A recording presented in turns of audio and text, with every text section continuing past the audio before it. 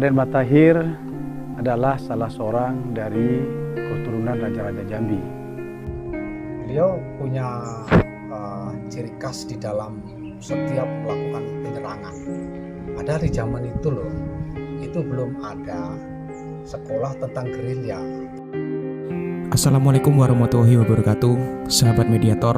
Pada tayangan kali ini, Mediator News bersama reporter Nur Hadi dan videografer Purwadi Arsyad akan mengajak sahabat Mediator mendatangi atau lebih tepatnya berziarah ke makam Raden Matahir.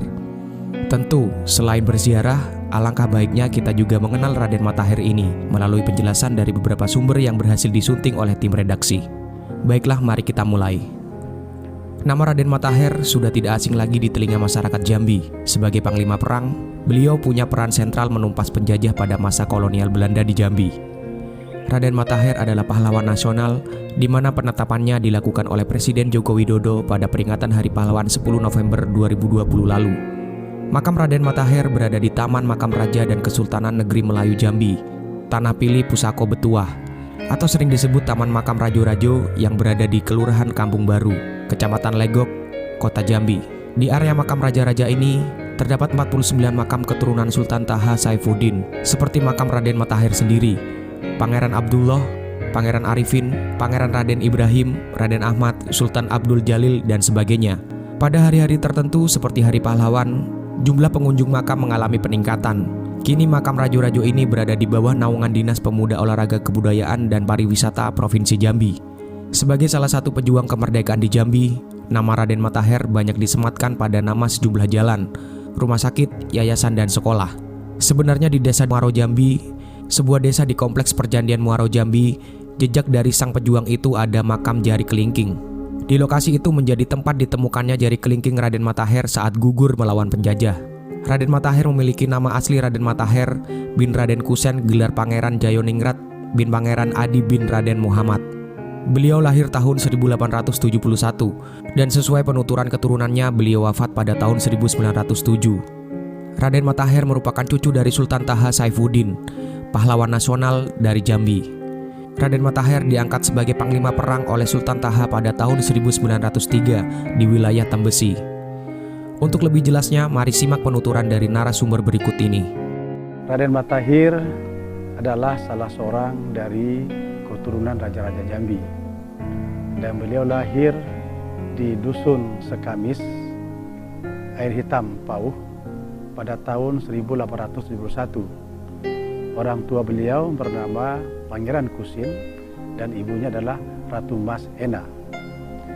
Semenjak kecil, Raden Matahir seperti biasanya orang-orang Jambi, yaitu beliau belajar mengaji, namun juga beliau belajar silat.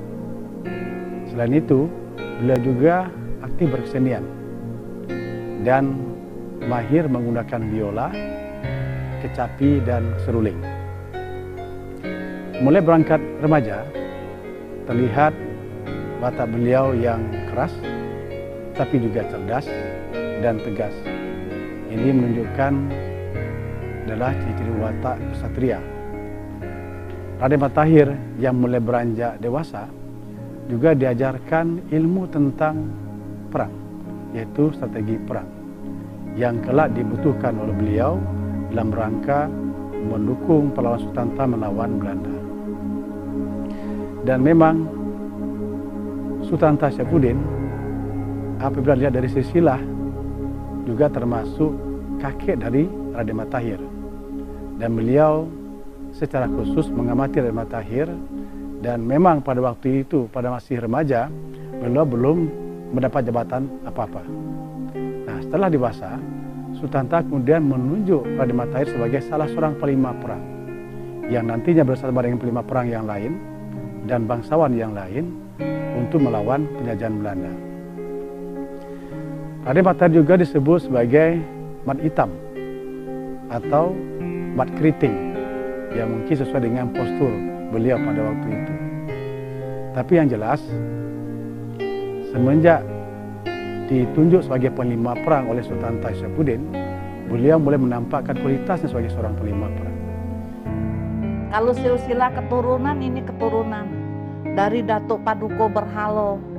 Dari Datuk Paduka Berhalo terus orang kayu hitam, dari orang kayu hitam, Raden hilang di air hitam kapas, terus nih penembahan rengas, ini lagi jadi terus sampai ke bawah. Di sini dari Sultan nih, Sultan Mahmud Fahrudin alias Sultan Keramat nomor 13 melahirkan anak nih nomor 1 sekali nih, ini Pangeran Adi. Dan di sini tidak ada nama Sultan Taha, Pangeran Adi. Tapi dari cerita bapak saya, Pangeran Adi nomor 1, baru dari Pangeran Adi lahir Pangeran Kusen.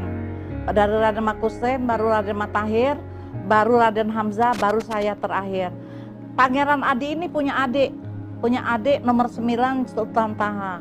Jadi Raden Matahir itu adalah cucu dari kakaknya yang nomor 1 Pangeran Adi.